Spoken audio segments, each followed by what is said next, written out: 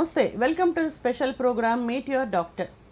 ఈరోజు ఈ కార్యక్రమంలో మెలాస్మా లేదా మంగు మచ్చలు అంటే ఏమిటి, ఆ లక్షణాలు ఎలా ఉంటాయి, అలాగే హోమియోలో ఎటువంటి చికిత్సా విధానం ఉంది అనే అంశాలను తెలుసుకుందాం. అయితే ఈరోజు ఈ కార్యక్రమంలో మనతో పాటు ఉన్నారు డాక్టర్ భరద్వాజ్.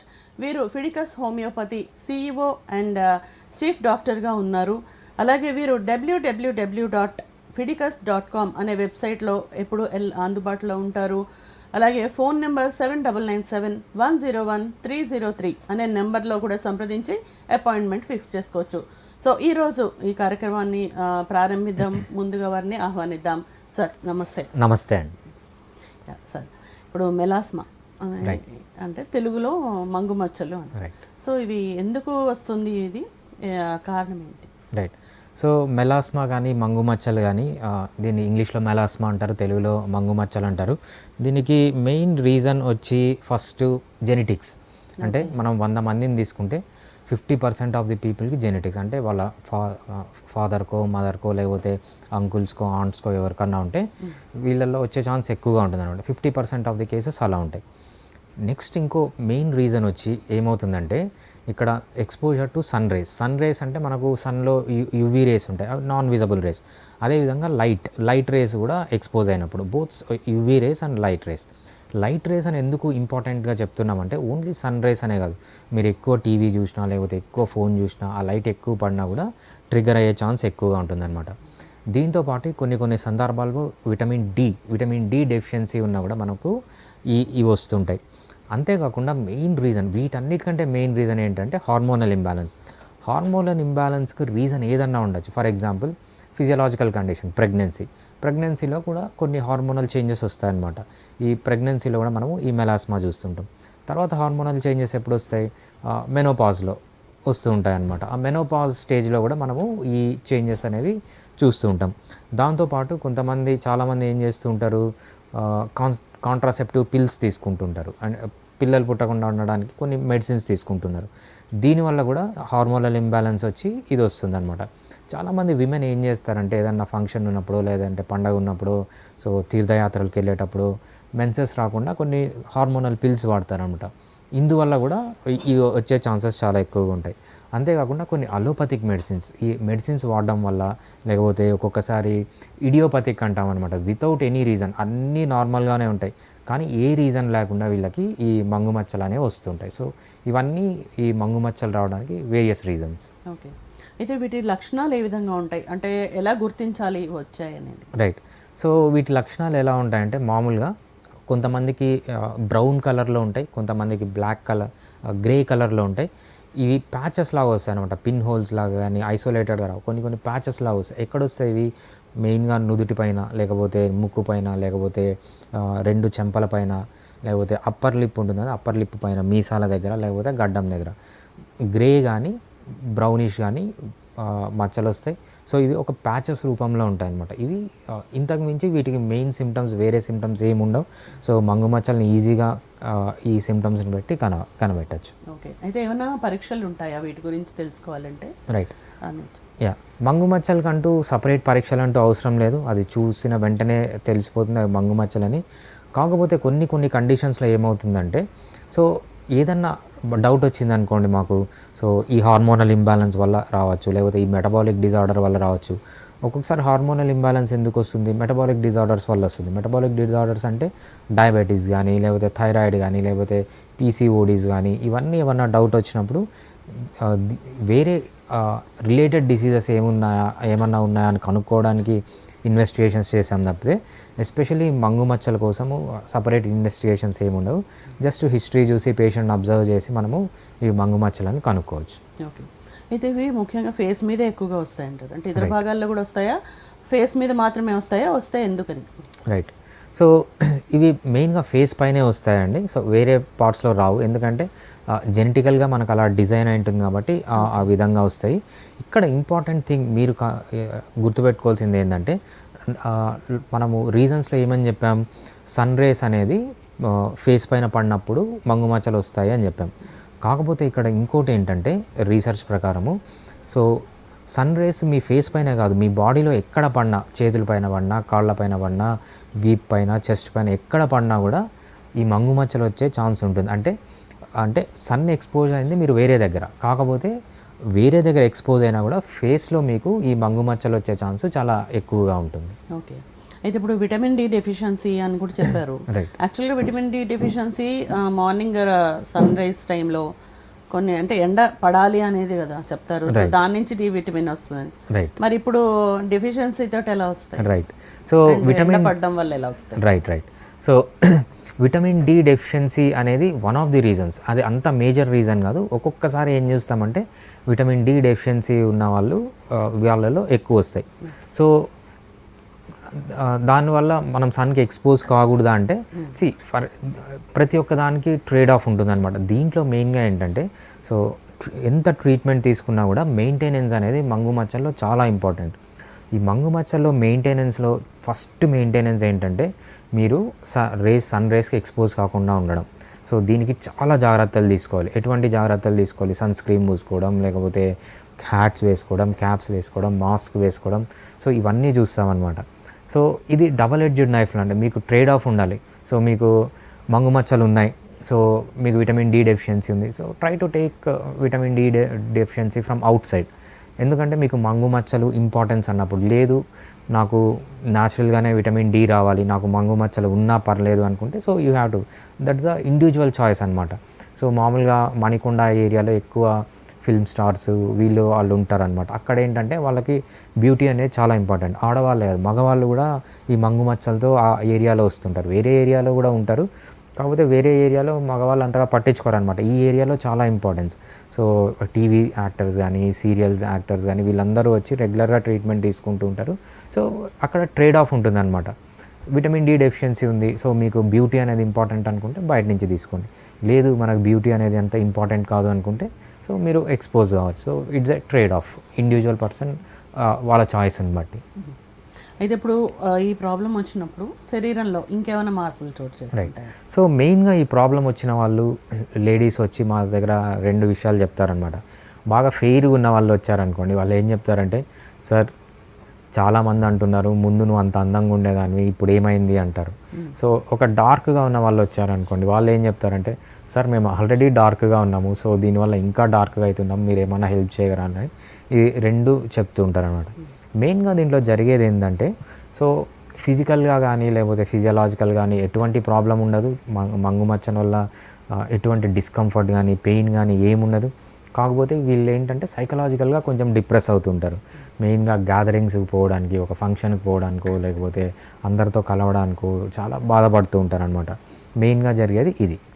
సో వీళ్ళు ఇక్కడ చేసే మెయిన్ తప్పు ఏంటి అంటే, సో మంగు మచ్చలు అనేది స్కిన్ పైన కనపడచ్చు, కాకపోతే అది అంత డీప్గా ఉంటుందన్నమాట. సో అది పైన సూపర్ఫిషియల్ స్కిన్ కాదు, మనం అది స్ట్రక్చర్లో డీప్గా చూద్దాము. సో అంత సూపర్ఫిషియల్గా ఉండదన్నమాట, చాలా డీప్గా ఉంటుంది. వీళ్ళు ఏం చేస్తారంటే ఏ యూట్యూబ్ వీడియోనో లేకపోతే గూగుల్లోనో చాట్ జీపీటీలోనో వెళ్ళి, సో మనకి ఇప్పుడు ఫేక్ డాక్టర్లు, సో హాఫ్ నాలెడ్జ్ డాక్టర్లు చాలామంది ఎక్కువైపోయారు అనమాట. వీళ్ళకి ఏం తెలియకుండానే ఏదో ఒకటి చెప్తుంటారు. సో ఇది చెప్పడం వల్ల వీళ్ళు ఏమవుతుందంటే, ఏదో ఇంటి దగ్గర ఉన్న చిట్కాలు పాటించి, సో లేకపోతే ఏదో క్రీమ్ వాడి ఇంకా కండిషన్ని వర్స్ చేసుకొని ఫైనల్గా మా దగ్గరికి వస్తారనమాట. సో వీళ్ళకు మెయిన్గా మనం చెప్పేది ఏంటంటే, మంగు మచ్చలు ఏమన్నా ఉంటే ఒక స్పెషలిస్ట్ డాక్టర్ దగ్గరికి వెళ్ళి, అసలు నాలెడ్జ్ ఉన్న వాళ్ళ దగ్గరికి వెళ్ళి అసలు ఎందుకు వస్తుంది, మెయిన్గా ఏంటంటే అది సూపర్ఫిషియల్ లేయర్స్లో ఉండదు, డీప్ లేయర్స్లో ఉంటుంది. సో మీరు పైనుంచి ఏదైనా అప్లై చేసినంత మాత్రాన, కెమికల్ పీల్ అప్లై చేసినంత మాత్రాన సో అది పోదనమాట. అది అర్థం చేసుకొని మంచి ప్రొఫెషనల్ డాక్టర్ దగ్గరికి వెళ్ళి తీసుకోవాలి. సో మీరు చెప్పినట్లు ఫస్ట్ మనము బాడీలో ఎటువంటి చేంజెస్ వస్తాయని అర్థం చేసుకునే ముందు అసలు మనం స్కిన్ యొక్క నార్మల్ స్ట్రక్చర్ని, ఫంక్షన్ని కొంచెం తెలుసుకోవడం ఇంపార్టెంట్స్ అనమాట. ఎందుకు ఇంపార్టెంట్ అంటే, మీకు అక్కడ ఏం జరుగుతుందో తెలిస్తే దాన్ని ఎలా హ్యాండిల్ చేయాలి, సో ఎవరైనా డాక్టర్ మీకు ఏదైనా ట్రీట్మెంట్ ఇస్తే కరెక్ట్ ట్రీట్మెంట్ ఇస్తున్నారా లేదా అని అర్థం చేసుకోవడానికి యూజ్ అవుతుంది. సో మనం కొంచెం అనాటమీ ఫిజియాలజీలోకి వెళ్దాం. అనాటమీ ఏంటంటే నార్మల్ స్ట్రక్చర్, మీ స్కిన్ యొక్క నార్మల్ స్ట్రక్చర్. స్కిన్ అనేది 3 లేయర్స్లో ఉంటుందన్నమాట. అప్పర్ మోస్ట్ లేయర్ని మనం ఎపిడర్మిస్ అంటాం, మధ్యలో ఉన్న లేయర్ని డర్మిస్ అంటాం, అన్నిటికంటే కింద ఉన్న లేయర్ని హైపోడర్మిస్ అంటాం అన్నమాట. సో ఈ ప్రాబ్లం అనేది మెయిన్గా ఎపిడర్మిస్లో ఉంటుంది. ఈ ఎపిడర్మిస్లో సో మళ్ళీ డిఫరెంట్ లేయర్స్ ఉంటాయి. ఈ ఎపిడర్మిస్లో అన్నిటికంటే బాటమ్ మోస్ట్ లేయర్ స్ట్రేటమ్ బేసాలిస్ అంటారు. ఇక్కడ కొన్ని స్పెషల్ టైప్ ఆఫ్ సెల్స్ ఉంటాయన్నమాట. ఆ సెల్స్ని మెలనోసైట్స్ అంటారు. ఈ మెలనోసైట్స్ పని ఏంటి అంటే మెలనిన్ అనే పిగ్మెంట్ని, ఒక కెమికల్ పిగ్మెంట్ని సింథసిస్ చేస్తాయి. ఈ మెలనిన్ అనేది డార్క్ కలర్లో ఉంటుంది. సో కొంతమంది మనుషులు ఎందుకు ఫెయిర్గా ఉంటారు, డార్క్గా ఉంటారంటే మెయిన్గా ఈ మెలనిన్ సింథసిస్. సో ఎవరికైతే మెలనిన్ ఎక్కువ సింథసిస్ అవుతుందో వాళ్ళు డార్క్గా ఉంటారు, ఎవరికైతే తక్కువ సింథసిస్ అవుతుందో వాళ్ళు ఫెయిర్గా ఉంటారనమాట. సో ఈ మెలనిన్ అనేది మెలనోసైట్స్ అనేవి కింద ఉంటాయి, అదొక పిగ్మెంట్ని సింథసిస్ చేస్తుంది. ఆ పిగ్మెంట్ ఎలా పైకి వస్తుందంటే త్రూ డిఫ్యూజన్, అంటే ఒక సెల్లులో నుంచి అప్టేక్ చేసుకుంటాయి అనమాట. పైన ఈ మెలనోసైట్స్ పైన డిఫరెంట్ లేయర్స్ ఉంటాయి. ఈ డిఫరెంట్ లేయర్స్లో మనకు డిఫరెంట్ సెల్స్ ఉంటాయి అనమాట. ఈ సెల్ అనేది అబ్జర్వ్ చేసుకుంటుంది. సో స్లోగా అబ్జర్వ్ చేసుకొని ఈ మెలనిన్ అనేది పైకి వచ్చి మనకు క్యారెక్టరిస్టిక్ బ్లాక్ కలర్ వస్తుంది అనమాట. సో ఈ మెలనోసైట్స్ ఎప్పుడు ఎక్కువ అవుతాయంటే నార్మల్గా ఎక్కువ సన్కి ఎక్స్పోజ్ అయినప్పుడు. ఎందుకు నార్మల్గా సన్ నుంచి మనకు ప్రొటెక్షన్ కావాలి, సన్లో యూవీ రేస్ ఉంటాయి. ఈ యూవీ రేస్ నుంచి ప్రొటెక్షన్ ఇచ్చేదే మనకు ఈ మెలనోసైట్స్, ఈ మెలనిన్ అనే పిగ్మెంట్. అందుకు మనకు ఈ మెలనిన్ అనే పిగ్మెంట్ ఇంపార్టెన్స్ అనమాట. సో మనం నార్మల్ ఫంక్షన్, నార్మల్ స్ట్రక్చర్ గురించి తెలుసుకున్నాం. ఇప్పుడు మీరు అడిగినట్లు అబ్నార్మల్, అసలు వీళ్ళలో ఏం జరుగుతుంది. సో ఎప్పుడైతే ఈ హార్మోనల్ ఇంబ్యాలెన్స్ కానీ, జెనెటిక్ డిజార్డర్స్ కానీ, ఇడియోపతిక్ అంటే ఏమీ రీజన్ లేనప్పుడు మెలాస్మా వచ్చినప్పుడు ఏమవుతుందంటే కావాల్సిన దానికంటే ఎక్కువ మెలనిన్ అనేది ప్రొడ్యూస్ అవుతుంది. సో ఈ మెలనిన్ ఎక్కువ ప్రొడ్యూస్ అయినప్పుడు ఏమవుతుందంటే ఇది పైన్ లేయర్స్లోకి వస్తుంది అనమాట, అప్పర్ లేయర్స్లోకి వస్తుంది. అప్పర్ లేయర్లోకి వచ్చినప్పుడు ఏమవుతుందంటే అది బ్రౌనిష్ డిస్కలరేషన్. సో దాన్ని ఎపిడర్మల్ మెలాస్మా అంటారు. అప్పర్ లేయర్స్లోకి వస్తే బ్రౌనిష్ కలర్. అదే మెలనిన్ పిగ్మెంట్ డీపర్ లేయర్స్ లోపలికి వెళ్ళింది అనుకోండి, డర్మిస్లోకి వెళ్ళింది అనుకోండి, దాన్ని డర్మల్ మెలాస్మా అంటారు. అప్పుడు క్యారెక్టరిస్టిక్గా వీళ్ళకి ఏమొస్తుందంటే గ్రేయిష్ కలర్ వస్తుంది. బేసిక్గా మీరు గుర్తుపెట్టుకోవాల్సింది, మెలనిన్ పైకి వస్తే అది బ్రౌన్గా కనిపిస్తుంది, దాన్ని ఎపిడర్మల్ మెలాస్మా అంటారు. మెలనిన్ కిందికి వెళ్తే అది మోస్ట్లీ గ్రేగా కనిపిస్తుంది, దాన్ని డర్మల్ మెలాస్మా అంటారు అనమాట. సో ఈ మెలాస్మా అనేది బేసిక్గా స్కిన్ పైన ఉన్నదా, స్కిన్ మధ్యలో డీప్గా ఉంటుంది అనేది మీరు చాలా అర్థం చేసుకోవాలి. ఎందుకంటే ఇది మనకు ట్రీట్మెంట్కి ఇంపార్టెంట్ అవుతుంది. సో అసలు డాక్టర్ ఎటువంటి ట్రీట్మెంట్ ఇస్తున్నాడని మీరు ఈజీగా జడ్జి చేయొచ్చు. దాంతోపాటు ఇంకోటి ఇంపార్టెన్స్ ఏంటంటే ఈ ప్రెగ్నెన్సీలో మెలాస్మా వస్తుందన్నమాట. దాన్ని కొలాస్మా అంటారు. దీన్ని ప్రెగ్నెన్సీ మాస్క్ అని కూడా అంటారనమాట. ప్రెగ్నెన్సీలో వచ్చేది ఫిజియలాజికల్, సో అంత ప్రాబ్లం కాదు. సో డిఫరెంట్ నేమ్స్ అనేది మీరు గుర్తుపెట్టుకోవడం మంచిది. ఓకే, అయితే ఇప్పుడు మీరు చెప్పింది డెర్మిస్లో వచ్చినప్పుడు గ్రే కలర్, రైట్, మొత్తం బయటకు వచ్చినప్పుడు బ్రౌన్ అవుతుంది, రైట్. అయితే అసలు టోటల్గా లోపల ఎప్పటి నుంచి స్టార్ట్ అయితే మనకి మొత్తం బయట కనిపిస్తుంది, అంటే ఎంతకాలం నుంచి ఉంటే? రైట్. సో ఇది మనకు ఇమ్మీడియట్ చేంజ్ లాగా కనిపిస్తుందండి. ఒక్కొక్కసారి ఏమవుతుందంటే within 1 or 2 months hormonal imbalance వచ్చినప్పుడు కొంతమందిలో వితిన్ 1 or 2 monthsలో బయటపడుతుంది. కొంతమందిలో over years, for example 10 years నుంచి 15 years వరకు కూడా వీళ్ళలో హార్మోనల్ చేంజెస్ ఉంటే స్లోగా బయటపడుతుంది. సో అది మనిషిని బట్టి డిపెండ్ అయి ఉంటుంది. కొంతమందిలో చాలా క్విక్గా వస్తుంది, కొంతమందిలో టైం తీసుకుంటుంది. అది జెనెటిక్స్ని బట్టి ఉంటుంది. ఓకే, అయితే ఇప్పుడు అలోపతిలో సరైన ట్రీట్మెంట్ ఉందంటారా దీని గురించి? సో అలోపతి లేకపోతే ఇంగ్లీష్ మెడిసిన్ లేకపోతే వెస్ట్రన్ మెడిసిన్ అంటాము.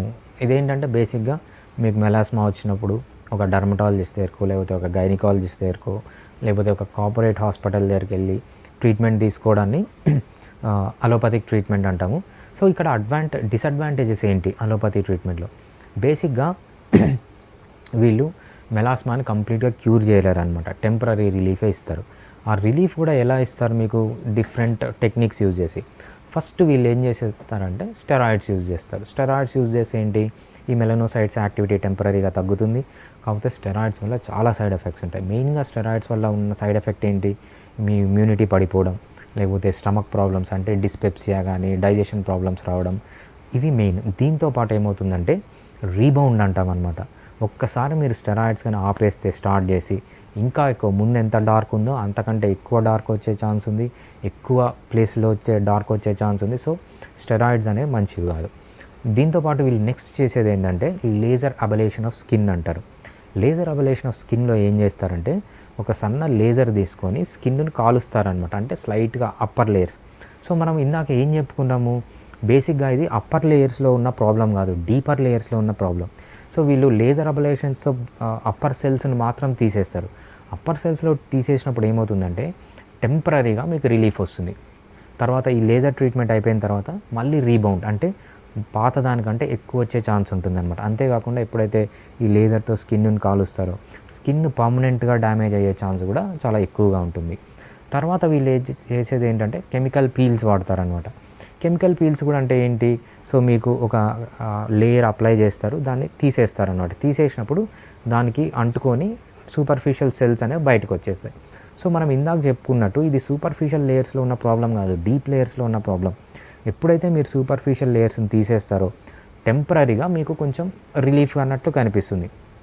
మళ్ళీ ఏమవుతుందంటే ఇంకా ఎక్కువ విగర్తో, ఇంకా ఎక్కువ డార్క్నెస్తో, సో లోపల ఇంకా ఎక్కువ మెలనోసైట్స్ అనేవి వస్తాయన్నమాట. దీంతోపాటు కొన్ని కెమికల్ ట్రీట్మెంట్స్ కూడా ఉన్నాయి.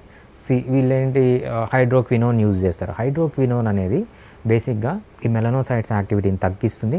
కాకపోతే దీంతో ప్రాబ్లం ఏంటంటే 6 months కంటే ఎక్కువ వాడలేం. సో మీరు అలోపతి డాక్టర్కి వెళ్తారు, సో ఈ మెడిసిన్ ఇచ్చిన వెంటనే మీకు మంచి రిలీఫ్ వస్తుంది, సో మీరు బాగా తగ్గిపోయింది అనుకుంటారు.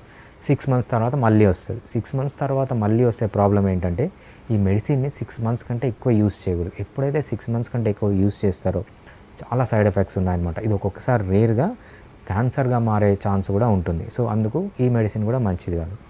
టీఎక్సే అని ఇంకో మెడిసిన్ ఉంటుంది. సో దాంట్లో వాళ్ళు ఏం చేస్తారంటే ఈ మెడిసిన్స్ తీసుకోవడం వల్ల ప్రాబ్లం ఏంటంటే బాడీలో క్లాట్స్, ఇంక వేరే దగ్గర క్లాట్స్ వచ్చే ఛాన్స్ కూడా ఉంటుంది. సో ఫైనల్గా అలోపతిలో దీనికి ఎటువంటి ట్రీట్మెంట్ లేదు. ట్రీట్మెంట్ ఉన్నా కూడా full of side effects. So ఒక్కసారి ఈ ట్రీట్మెంట్ తీసుకోవడం స్టాప్ చేసిన వెంటనే మళ్ళీ రావడం అనేది మొదలు పెడుతుంది.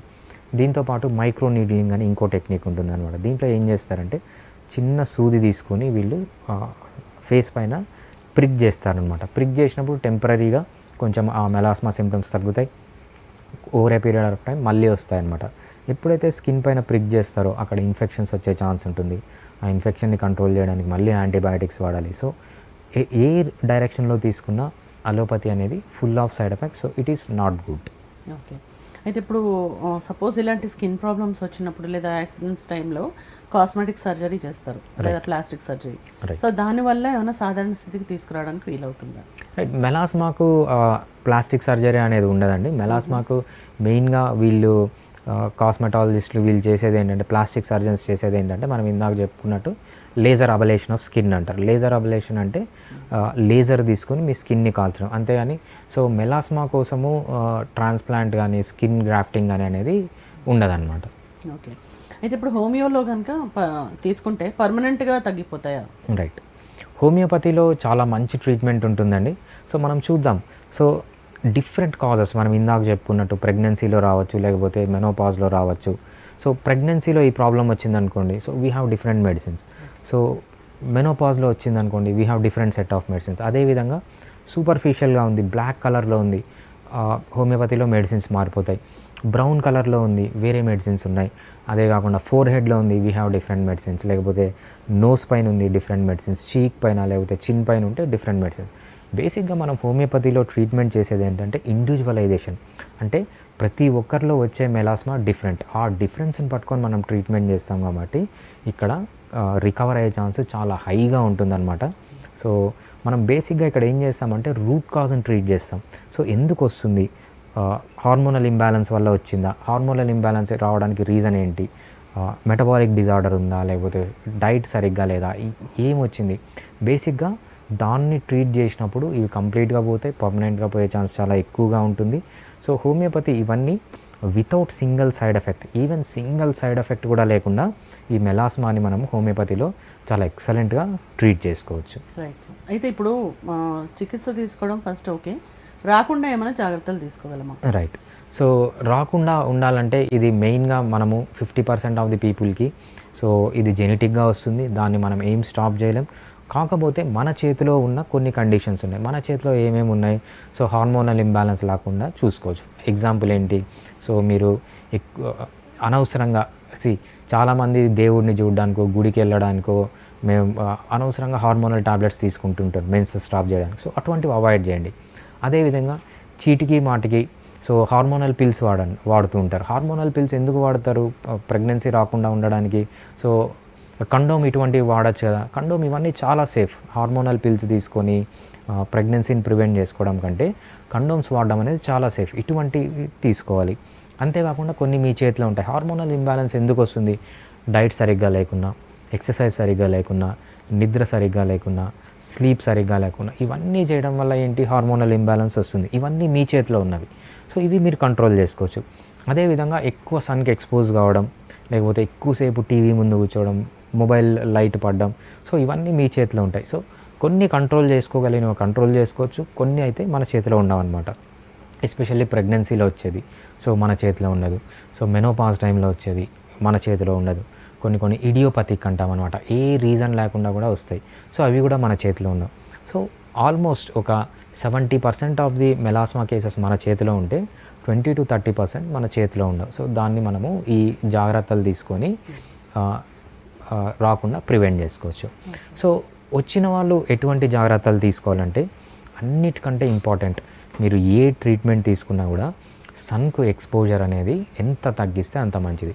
సో మీరు హోమియోపతి ట్రీట్మెంట్ తీసుకున్నా, అలోపతి ట్రీట్మెంట్ తీసుకున్నా, ఏది తీసుకున్నా protecting yourself from the sun is very important. ఇక్కడ మెయిన్ మీరు చేయాల్సింది ఏంటంటే సన్ స్క్రీన్స్ వాడాలి. ఈ సన్ స్క్రీన్స్ క్రీమ్స్ అనేవి చాలా వెరైటీస్ ఉన్నాయి. ఇప్పుడు హోమియోపతిలో కూడా అడ్వాన్స్డ్ సన్ క్రీమ్స్ వచ్చాయన్నమాట. ఇవి ఏం చేస్తాయంటే ఉత్త కాస్మెటిక్సే కాదు, దీంతో కొన్ని హోమియోపతిక్ మెడిసిన్స్ యాడ్ చేస్తున్నారు. ఈ హోమియోపతిక్ మెడిసిన్స్ యాడ్ చేయడం వల్ల ఇక్కడ ఏమవుతుందంటే చాలా ఎఫెక్టివ్గా పనిచేస్తున్నాయి. సో సైడ్ ఎఫెక్ట్స్ లేకుండా పనిచేస్తున్నాయి. సో దీన్ని కాస్మెటిక్స్ కంటే కాస్మెడిక్స్ అంటే కొంచెం మెడిసిన్ కలిసింది కాబట్టి కాస్మెడిక్స్ అనడం మంచిది. చాలా ఎక్సలెంట్ సన్ స్క్రీన్స్ ఉన్నాయి దీనికోసం. అదేవిధంగా మీరు మాయిశ్చరైజర్ వాడాలి. మాయిశ్చరైజర్ వాడితే చాలా మంచిది. దాంతోపాటు రెటినాల్ దొరుకుతుందన్నమాట. రెటినాల్ మనకు సీరం దొరుకుతుంది. రెటినాల్ సీరం కూడా చాలా ఇంపార్టెంట్, చాలా ఎక్సలెంట్గా పనిచేస్తుంది. హోమియోపతి మెడిసిన్తో పాటు రెటినాల్ వాడాలి, మాయిశ్చరైజర్ వాడాలి, సన్ ప్రొటెక్షన్ చేయాలి. దాంతోపాటు మెయిన్గా మేము అబ్జర్వ్ చేసింది ఏంటంటే హైలిరోనిక్ యాసిడ్ కానీ లేకపోతే విటమిన్ సి కానీ, విటమిన్ సి అనేది మనము ఇంటర్నల్గా తీసుకోవాలి. విటమిన్ సి లెవెల్స్ బాగుండేటట్లు చూసుకోవాలి. సిట్రస్ ఫ్రూట్స్ కానీ లేకపోతే అవసరమైతే విటమిన్ సి టాబ్లెట్స్ కూడా వాడడం అనేది చాలా ఇంపార్టెంట్. హైలిరోనిక్ యాసిడ్ సో ఇంటర్నల్గా తీసుకోవాలి. దీంతోపాటు ఇంపార్టెంట్ చాలామంది చేసేది ఏంటంటే మనకు కొల్లాజన్ తీసుకుంటున్నారు. కొల్లాజన్ అనేది మనకు 2 ఫామ్స్లో వస్తుంది. ఒకటి ఎక్స్టర్నల్ అప్లికేషన్ వస్తుంది, ఒకటి ఇంటర్నల్గా తీసుకునేది వస్తుంది. లేటెస్ట్ క్లినికల్ స్టడీస్ ప్రకారం మీరు కొల్లాజన్ని పైన అప్లై చేసుకుంటే ఎటువంటి యూజ్ లేదు. కాకపోతే కొల్లాజన్ ఇంటర్నల్గా తీసుకుంటే చాలా యూజ్ ఉందన్నమాట. కొల్లాజన్ ఇంటర్నల్గా తీసుకోండి. సో రెటినాల్ వాడండి, హైలిరోనిక్ యాసిడ్ వాడచ్చు. హైలిరోనిక్ యాసిడ్ కూడా ఇంటర్నల్గా వాడండి. సో బయట పూస్తే ఎటువంటి యూజ్ లేదు. దాంతోపాటు మాయిశ్చరైజర్ వాడండి, సన్ స్క్రీన్ వాడండి. సో మీ ఫేస్ని బయటికి వెళ్ళేటప్పుడు మాస్క్తో ప్రొటెక్ట్ చేయండి, లేకపోతే వైజర్స్ వేసుకోండి.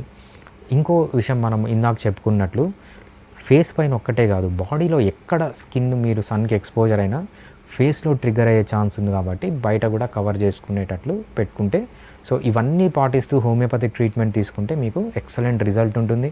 సో అనవసరంగా టెంపరీ దానికి వెళ్ళి ఇంకా స్కిన్ డ్యామేజ్ చేసుకోవడం అంత మంచిది కాదు.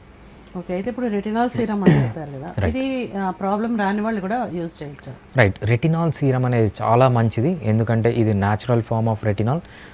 ఈ ప్రాబ్లం లేని వాళ్ళు కూడా రెటినాల్ యూస్ చేయొచ్చు. సో చాలా క్లినికల్ స్టడీస్ చేశారు దీనిపైన.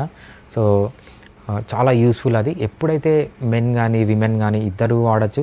ఇది న్యాచురల్ కెమికల్, మీకు ఏదో బయట నుంచి టెంపరీగా వచ్చే కెమికల్ కాదు. రెటినాల్ వల్ల యూజ్ ఏంటి అంటే ఇది బేసిక్గా vitamin A form of vitamin A. Vitamin A ఏం చేస్తుందంటే మీకు స్కిన్లో ఏమవుతుంది, డిఫరెంట్ లేయర్స్ వస్తూ ఉంటాయన్నమాట. సో మెయిన్గా ఓల్డ్ ఏజ్లో జరిగేది అంటే 30 ఇయర్స్ దాటిన తర్వాత వాళ్ళ స్కిన్లో జరిగేది ఏంటంటే ఈ లేయర్ సింథసిస్ ఆర్ ఈ సెల్ డివిజన్ అనేది తగ్గిపోతుంది అనమాట. అందుకు చూడండి, సో ఒక యంగ్గా ఉన్న అమ్మాయి స్కిన్ చూస్తే బాగా మెత్తగా ఉంటుంది, బాగా ప్లంప్గా ఉంటుంది అనమాట. అదే ఓల్డ్ ఏజ్ వాళ్ళ స్కిన్ చూస్తే చాలా పల్సగా ఉంటుంది. దానికి దీనికి డిఫరెన్స్ ఏంటంటే మల్టిపుల్ సెల్స్. సో ఈ మల్టిపుల్ సెల్స్ రావడానికి రీజన్ ఏంటంటే రెటినాల్.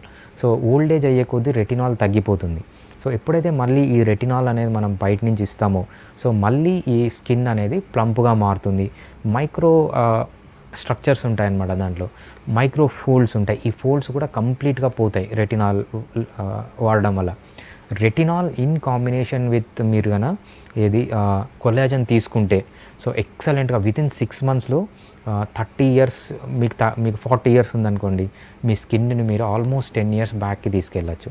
సో దీంతో ఇది ఒక్కటే సరిపోదు, దీంతోపాటు మంచి డైట్ తీసుకోండి, మంచి ఎక్సర్సైజ్ చేయండి, మంచిగా నిద్రపోండి. సో ఇవన్నీ చేసి ఈ రెటినాల్ ప్లస్ ఈ కొల్లాజన్ మీరు తీసుకుంటే యూ క్యాన్ ఈజీలీ మీ ఏజ్ని 15 to 20 years బ్యాక్కి మీ ఫేస్లో పంపించచ్చు. అంటే ఓకే, అయితే కొల్లాజన్ని ఇంటర్నల్గా తీసుకోవాలి, Right. రెటినాల్ సిరం ఎక్స్టర్నల్గా అప్లై చేయాలి. తీసుకోవాలి. సో ఈ రెండు తీసుకుంటే బెటర్ అంటారు. రైట్. కొల్లాజన్ అనేది చాలా క్లినికల్ స్టడీస్ ఉన్నాయి. ఎప్పుడైతే పైన నుంచి అప్లై చేస్తారో కొల్లాజన్ నో యూజ్, ఇంటర్నల్గా తీసుకున్న కొల్లాజన్కే వాల్యూ. అదేవిధంగా హైల్యూరోనిక్ యాసిడ్ కూడా మనకు హైల్యూరోనిక్ యాసిడ్ సప్లిమెంట్స్ ఎక్స్టర్నల్గా పూసే వస్తున్నాయి. ఎక్స్టర్నల్గా పూసిన హైల్యూరోనిక్ యాసిడ్తో క్లినికల్ స్టడీస్ ప్రకారం ఏ లాభం లేదు. అదే ఇంటర్నల్గా తీసుకోండి, ఇట్స్ వెరీ గుడ్. ఓకే, అయితే ఇప్పుడు కొంతకాలం వాడిన తర్వాత తగ్గిపోయినాయి అనుకోండి, రైట్, ఇమీడియట్లీ స్టాప్ చేయొచ్చా ట్రీట్మెంట్, లేదా అంటే ప్రాపర్ ట్రీట్మెంట్ పూర్తిగా తీసుకోవాలనేది డాక్టర్ చెప్పేదాకా ఆగాలి? రెటినాల్ గురించి అంటున్నా, లేదండి మామూలు మెలాస్మా. ట్రీట్మెంట్ ఇప్పుడు మెలాస్మాకి ట్రీట్మెంట్. మెలాస్మాలో ప్రాబ్లం ఏంటి అంటే సో ఇది ఒక్కసారి వస్తే తగ్గడం చాలా కష్టం, చాలా రేర్.